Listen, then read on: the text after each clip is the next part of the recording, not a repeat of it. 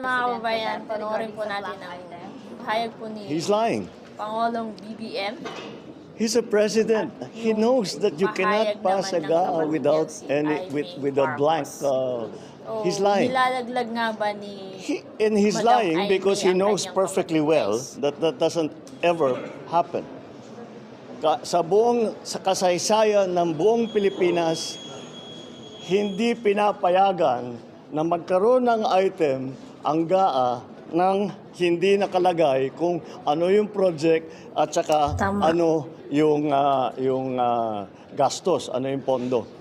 So may basehan ang pag-question sa budget. Oo naman. Sige, anong Hindi nga basehan? ako pumirma eh. Pero yung sinasabi ni Pangulo Duterte at ni Pangulo Bongbong, Magkaiba. dalawang magkaibang dokumento kasi yung sinasabing blankety blank, yung maraming Blanco. maraming blanco, Totoo, yun. di ba? Kaya hindi ako pumirma ng BICAM. Kasi walang laman eh, nakakatakot. The amount of, open parenthesis, blanco, close parenthesis, ilang pahina yun? So hindi obra sa'yo na aayusin? Sabi ni Kimbo, aayusin ng mga technical experts daw. Tapos Aray ko. So hindi obra sa'yo yun? Nilaglag nga ba sa Alam mo yung admin ni pinakamalaki, BBM? pinakadakilang kapangyarihan ng budget at ay nasa Kongreso at Senado. Hawak yan ng hindi ng Pangulo. It's the power of the purse that belongs entirely to the legislature.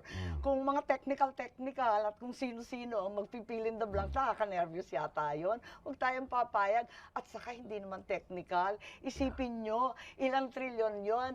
1.3 trillion sa DPWH budget. One line lang ang paliwanag.